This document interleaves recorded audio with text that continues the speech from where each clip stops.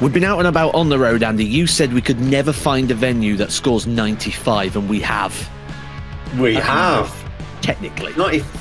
Technically, 95 out of 100. What a venue this would be.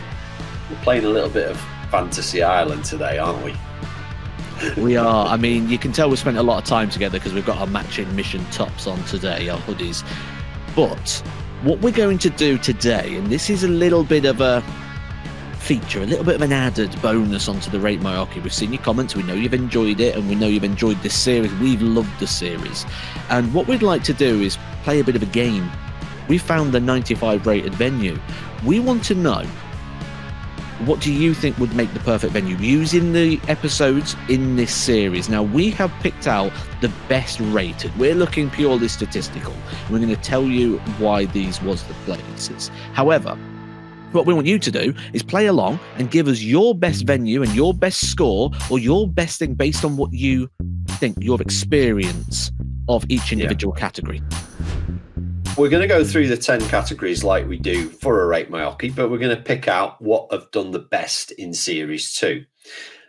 Kicking that off with access to play, which was a new category that somebody suggested and we put together. And I think a really good category because, you know, can you go straight onto a dartboard? And the answer at Bradmore Farm was there's 32. So yes, you can.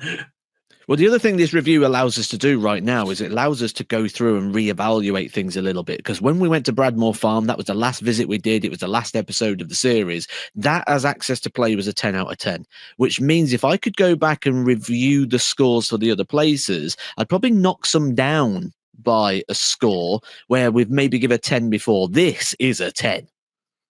And there's an interesting one you've just touched on, because somebody in the comments a couple of weeks ago put, why don't you do half scores? And I thought, do you know what? There might be something in that, because potentially, as much as we loved Legends, that should have been a 9.5 and Bradmore should have been a 10. But because we haven't ever done halves, although you've tried to give 10.5 or 11 a few times, then maybe that's something that we look at. We've got loads of things that we're looking at for the new series, but kicking it off with access to play, Bradmore Farm, 10 out of 10. I think the other thing here as well, as we're spinning off from the actual content we're creating here, is maybe this also brings up other further spin-offs that actually maybe we could go back and review the scoreboard for each venue and go, on reflection after seeing everything, we need to change these scores. It's like you say, we don't get the opportunity to go around them all first. Yeah. You know, it's on the day. It's how we feel on the day about the place. And yes, with hindsight, you might have done things a little bit different. And look, we're not trying to do things perfectly. We know we make mistakes. We know that sometimes we give a higher mark than it depends what mood you're in, Matt. But sometimes we give a higher mark and then the next place gets lower, even though it was better. And it's like, whoa, hang on a minute, guys, what are you doing? We just do it on the day to the best that we can. But there's one thing we can't get wrong: measurements. That is something that is purely via the tape measure. Now, not always facing the right way, like you had at the Academy episode 1 when you put the tape measure the wrong way round and you couldn't see it. However, I said the Academy. It wasn't, was it? It was Clacton. It's actually the Academy in Basingstoke that got the measurements bang on. Well, you say that. I've actually got down here Bradmore again with 10 out of 10. So whether I've missed the Academy, whether they got 10 as well, if they did, fair enough. But I've literally gone and looked at who got a 10, and Bradmore got a 10 as well. And the reason I remember that was the kind of stage area where we measured there, and it literally was just perfect. So first two categories, access to play and measurements, both 10s out of 10s. Now, they're not all going to be 10s because we've only managed to get to 95 out of 100. So there's going to be some categories in here where even the best places that we went to weren't good enough. So I'm hoping I'm reading my notes right this time, because I'm clearly reading them in the wrong order. Board condition. Am I right in thinking it's the White Swan? It is the White Swan. Yes. The White Swan, and the only traditional traditional, shall we say. I know there was a couple of pubs, but just felt like a traditional English pub where you'd go for a pint and a game of darts. The White Swan took it with 9 out of 10 for the best board. It had literally been used for about 10 minutes, I think. It was almost brand new. I mean, that for me is great that it's got one of these categories because it was a nice sort of venue, but I thought with our scoring criteria, it was always going to struggle. And sometimes it's the scores that we give and it's the categories that we use. And by being out there, we can review them and make sure we get them right in future, because that as a venue, I can imagine that's you all over. Yeah. Yeah, 100%. Yeah, if you think all the venues that we went to this time were so varying, like literally from traditional English pub to almost nightclub, it was that varying this time. But that I felt at home. I felt like this is where I started playing darts at the Brown Cow in Clitheroe, one dartboard, tiny little pub, full of people having pints, and that's where I started playing darts, and it felt like that, homely. Felt like I was back home. Bradmore Farm, they scored very, very high for Oche. You loved that.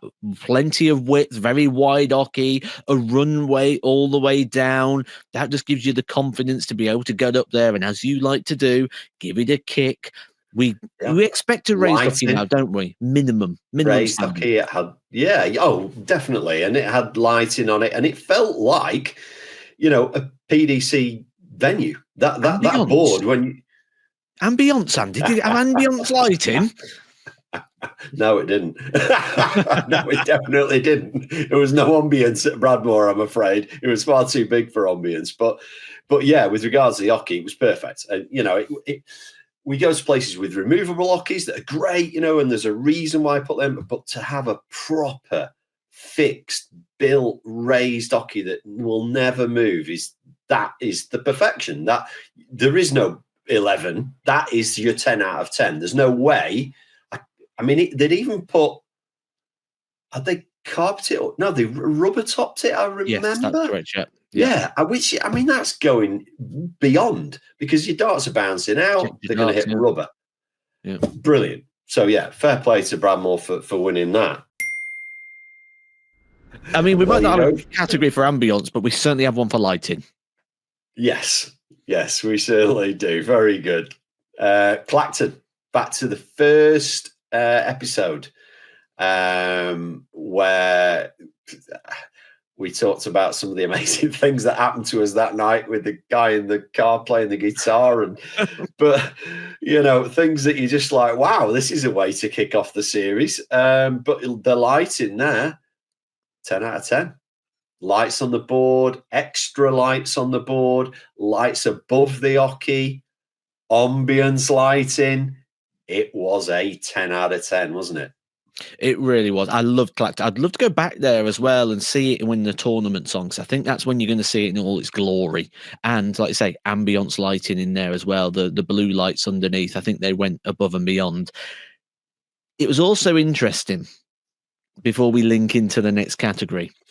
The next category is actually house darts, but house is a key word in Clacton for me, because I think that's where we all shared a house together, didn't we? We got an Airbnb. We did. Of which I left a can of pop on the side, and you was like, "Are you going to put that in the bin?" I ironed my clothes and left the ironing board up, and then I went out for a run at 5 o'clock in the morning and come back banging on the door to wake you up. Funny enough, after that, we stayed in hotels for the rest of the week. Yeah, wasn't it funny how you managed to get up, brilliant, get yourself washed and dressed and go for a run, but then not be able to get back in the house? Yeah. Like, only you could do that, Matt. There is no way anybody would be that far from home, leave the house and not be able to get back in. But there you go. That's the joy of being away with you, Matt, isn't it? It's the joy. So I've picked out the Galaxy for the highest score with 7 out of 10. Now, that tells us a lot about this series, because I actually believe Series 1, the darts were better, the house darts on there, which is interesting, because Series 1 there was more pubs, and Series 2 was more, should we call them clubs? And and they were all lacking in house starts. Poor. I'm gonna be brutal. I'm gonna be harsh, Matt. It was poor. Yeah. If I went out to play with you, said in one of the episodes, if you came to a pub, if you came here and you played with those darts, you wouldn't play darts because it would be too hard for you. I agree. I don't think it's selling the game well. I think it's poor what's on offer. Now, I will obviously back these venues up as well. I'm not just going to go in harsh Andy on it. The price of darts has gone up. It's more expensive now for the price of darts, which means the temptation to take them and to thieve them is going to go up. If I went out for a pint and instead of getting it in a normal glass, I got it in crystal glass, I'd be like, slip that in your back, love, let's take the glass. And you'll get that with the darts as well, or people just genuinely forgetting. So I think we could do something about this. We talk about supporting darts as a brand quite a bit. We've helped these venues. We've given them boards. We've given them lights. We've given them hockeys. We've given them surrounds. We've given them flights. We've given them stems. We've given them things to help support them. I think we should bring out a very low price point tungsten dart that is just no bells and whistles, no fancy cuts, no colors, just a functional tungsten dart that will replace the terrible stuff that we found. And I think we should do it in a 2-set pack, because when we have been anywhere where there was a set of tungsten, there was one set. And nobody wants to be sharing passing darts. In fact, I've done that once before and ended up getting stabbed in my fingers about 4 times. So, passing darts from one, passing darts from one person to the other. Yeah. So how about we make a Rate My Hockey tungsten pack, Mission, 6 darts made by Mission, that we can leave at the venues wherever we go as required, so they've got no excuses. They've got 2 sets of tungsten darts. Now, it's up to them. If I was them at that stage, take a deposit off people, or take a card, or your driving license. So there has to be a way. Look, you can play pool, and you have to get the cues from behind the bar, and you have to do something for that. So there has to be a way that you can look after those darts, so that at any time, 2 lads can walk in and go, have you got some house darts? Yeah. And they go, oh, look at these bad boys. These are nice. I'm going to stay an hour rather than 10 minutes. So the venue earns more because people want to play with them. Like the house darts that you and I have picked up this series, we wouldn't have stayed 5 minutes. We would not have stayed 5 minutes. So, if they want to, and it's such a shame because so many places got so many categories right. And then we got to house darts and we were literally head in hands, weren't we? Well, I think what we've done, we've identified a problem. We've found a possible solution to it. And that is because of this program. Yeah. What other things are we going to find? This is why, if you've not done so already, really go down there, hit the subscribe button. Also, find your favorite episode from Rate My Hockey, put it on your social media, because this show is more than just a bit of entertainment. This is making a difference. Then we move on to, and it makes me smile because this is my category, scoreboard. I think it's the category we fell out on more times than any other category, to the point where, was it the last one at Bradmore where you literally walked off? You'd had enough. You were like, it's a perfect, it works fine, but it didn't work fine. The marker pens had no lids. They tried out with you. So we argue about this all the time. Now, we did find a 9 out of 10 for scoreboard, which was the Academy. If you remember the Academy, you will not forget the Academy because it had a Chinese restaurant. Oh, so I know you haven't forgot it there. But they nailed it there with regards to whiteboards and tablets and TV screens. And I think Harsh Andy marked it down a point because there was no chalkboard. But other than that, it had everything. So that was a 9 out of 10 for the Academy. So what's your take on scoreboard? I think you're a bit harsh when you're looking for a chalkboard. And I think it's a very hard category to judge. And someone did mention in one of the comments not too long ago about why don't we look at an average? So if Andy said 7 and I say 5, why is it not 6? Yep.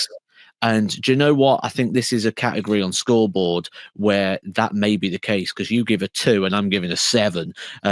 So yeah, I think we'll probably end up averaging somewhere out in the middle on Series 3, because scoreboard is one of the most, as long as it's functional and I can use it, for me, that's a good score. Where you expect a little bit more these days. You want a bit of a computer. I'm surprised you don't want a Scolia system everywhere you go. I want it to register all my darts for me. Now you've entered into the realms of something else there. Yeah, maybe in Series 3, we find someone that's got a Scolia as well. So if then you know don't even... where a Scolia board is, guys, YouTube. Wow, that'd be, yeah. Then you don't even need to... didn't we find one in Series 1 at the place that had all the pool tables, and we played darts in the back room? As we walked in, they had TV screens and a scoring system around the dartboard.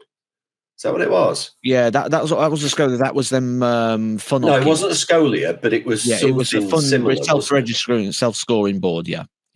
Absolutely. Yeah.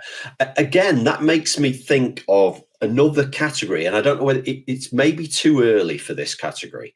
I was thinking about it the other day. Imagine you go in somewhere, but you're on your own. Okay, you haven't got anybody to play with, and there's nobody in there because it's 4 o'clock on a Tuesday afternoon. But you know you're not working. You want to go and play darts. Spoken by experience. Who are you going to play against? Who are you going to play against? There's nobody there. Imagine they've got a Scolia system wired up. You've got your phone into the app. Now you're playing against somebody from Iceland. See, you saying that makes me think Bradmore Farm's not a 10 for access to play, because that's access to play, surely. No, I don't think it's access to play. Access to play is, can you go in and get a game, like get on a board? Whereas what I'm thinking here is, I don't even know what this category would be, was the ability to play against someone somewhere else in the world. Like I say, it's probably a bit early. I know lots of people are doing this at home. Look, I'm hearing it all the time now. I don't actually go out. I just play at home. Oh, who do you play? I just play online all the time. Yeah. You know, these online things are getting bigger and bigger. So imagine we go in a venue and one of the boards is linked up. Do you remember? I'm totally off topic here, Matt. Sorry, but there was quiz machines back in the day that you could play against other people all over the world. That sort of thing. Lee Sharp. Now you've lost me. Someone will get that in the comment section. Don't worry. Oh, okay. One of our favourite categories, throw perception. We're both dart players. We have been a long time. This means a lot to us, this category. Just because the measurements are right doesn't mean it feels right. I've been to venues before where the beam's coming across, it's a low roof and it makes the board feel high. And throw perception is all just about how it feels. We've thrown archies in this series where things have felt wrong, but yet it feels right. And we've been on playing where we know it's right and it feels wrong, which is why we've picked out a good score here. Yeah, have you got the same one as me? We'll just check. Reminded me of cricket. It was church wickets. I have to check because my notes are clearly all over the place. I've got it completely wrong. Yeah. Well, am I surprised? But church wickets, 10 out of 10. We absolutely loved the throw. And that was before we went in the back room at the end. Well, not back room, was it? It was just like a cornered off area. A lovely little area. But throw perception was 10 out of 10. And they had bullseye Chris. It's got nothing to do with throw perception, but bullseye Chris. Brunel View, by far the best matchday experience, and not just matchday experience if you're playing a tournament, but matchday experience regardless of what type of match you was going to play there, which I think did make a difference. Some places we said it would be a good tournament venue, others we said it would be a good sort of league game. The best thing, though, for me, for Brunel View, that made the matchday experience so good was that pulled pork sandwich. Oh, my. I knew what was coming. I knew what was coming. Oh, that pulled pork sandwich. Woo. If we had a category just for food, no problem. It's Brunel View, because that was incredible. This is an interesting thought. We was meant to do this video in about 8 minutes and go, right, what's the best venue we could come up? We're 20 minutes in already. And but I've just thought of another category. Again, comment section if you do like this idea. What about value?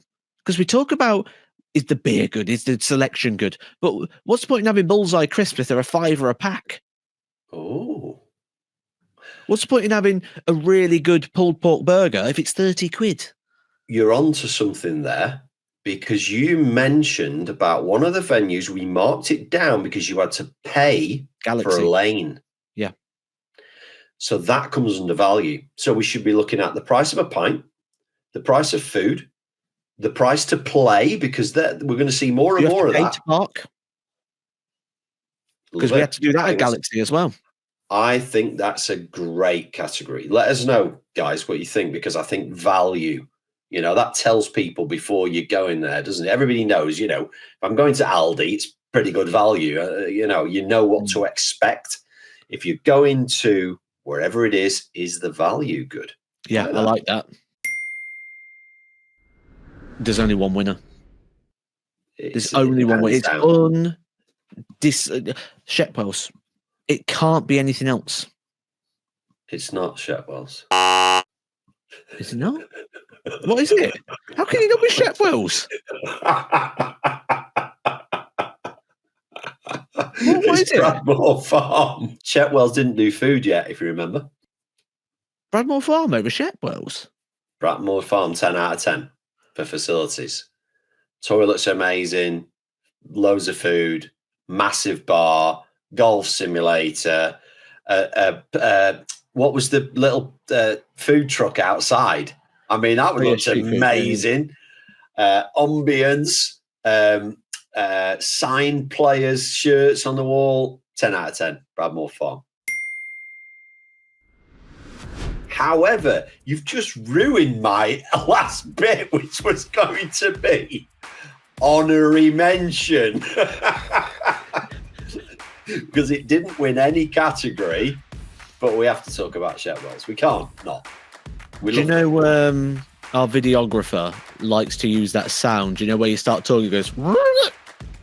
I feel like he's going to be using that quite a bit in this. Yeah, this was a 25-minute video, guys. So if it's only 5 minutes when you're watching it, you know why. Yeah, so Shepwell's an honorary mention because, as I said at the end, we could go back there and it could be the best venue in the UK. So, yeah, that's the roundup, isn't it? For Series 2. That's statistically. We'd like to know your opinion, though. For you, pick your best venue for each individual category and let us know down in the comment section. Yeah. And don't forget to subscribe, guys, because before you know it, Series 3 will be here.